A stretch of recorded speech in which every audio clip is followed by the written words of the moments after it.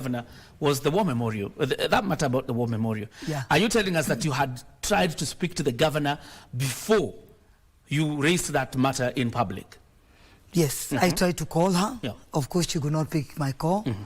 But then it was one of the worst things ever, I think, that have ever happened in the county government, in our counties, because we just woke up one evening, we saw pictures of askaris, the council askaris, going to the War Memorial Hospital with the goons and forcibly transferring patients from that War Memorial Hospital.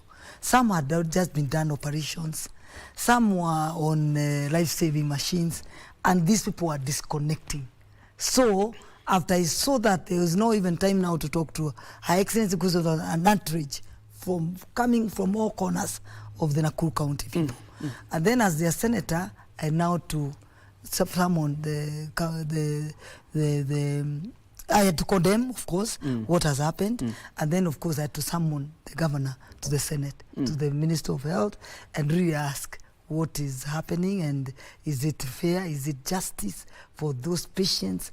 Because what we are trying to look for is the justice for those patients. Because then they had just gone to the hospital, and that's a hospital that has been there for 100 years, because it was since the colonial. And then after a sudden, you're only 1 year in office, and you are just going to close that office. You don't even care, and you don't care whether they are patients. You hire goons, and you take your council police, this Kajo, and then those ones are the ones now forcibly transferring patients to the water. And in the process, some patients died. Let me ask you, Senator, yes. because... And I don't think Nakuru people will ever forgive Her Excellency Susan Kihika for that, because of that act. Let me ask you, because you're a leader in Nakuru now for 3 years, and before then, although an entrepreneur, you're still engaged in the affairs of Nakuru County. What is the position really of this war memorial? Because the insistence by Her Excellency the Governor is that this, the management of this hospital should actually be under the Nakuru County government. Her allegation is that there's a lot of Mickey Mouse games going into the management and issues of that hospital. What is your position really, or what is your understanding of where this position, where this hospital ought to be?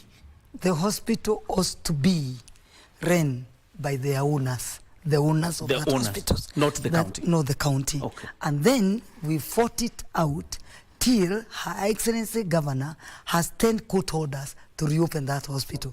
But up to now, she has not reopened. But what I know is now it's closed.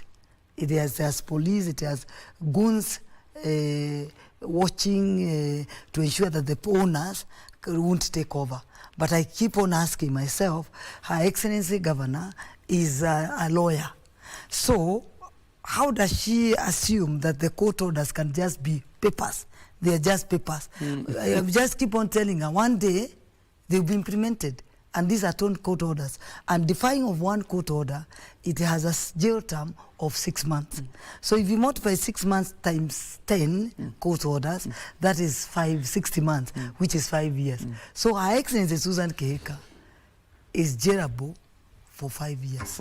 For defiance of court orders? Yes, because she has defied 10 court orders.